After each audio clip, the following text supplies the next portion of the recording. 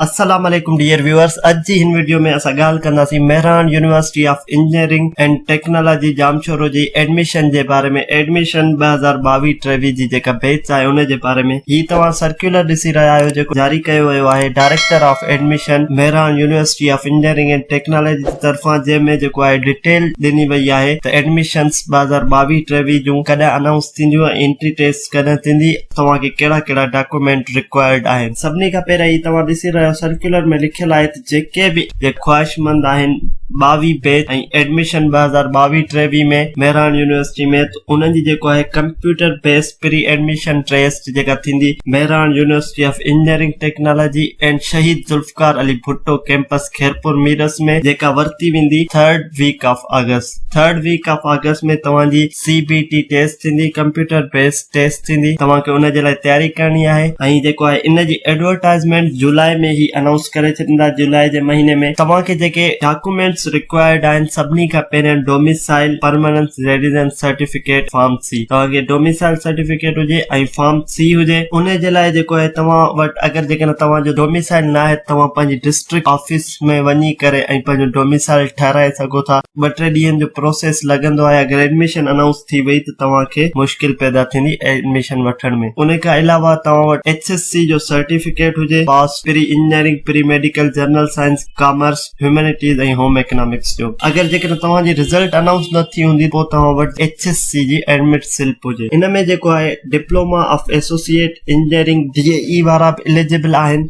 उन्हनि वटि अगरि डिग्री हूंदी त हू बि एलिजिबल आहिनि अप्लाई करण जे लाइ। HSC जी DAE जी डिग्री सां गॾोगॾु तव्हां वटि मेट्रिकुलेशन जो पास एंड मार्क्स सर्टिफिकेट लाज़मी हुजे। ऐं हिन में एडवाइस ॾिनल आहे तव्हांखे एडमिशन में अप्लाई करण खां पहिरियां तव्हांखे इहे सभु डॉक्यूमेंट्स गॾु रखणा आहिनि। अगरि जेकॾहिं इन्हनि मां तव्हांजो को बि डॉक्यूमेंट मिसिंग हूंदो त तव्हांखे इंटरव्यू कॉल न ईंदी। ॾिसो हितां नोट लिखियल आहे, shall not be allowed here in the interview and his her name shall be deleted from the interview call list। अगर तव्हां वटि ही डॉक्यूमेंटेशन पूरी न हूंदी त तव्हांजो जेको इंटरव्यू कॉल लिस्ट मां नेम कैंसिल थी वेंदो।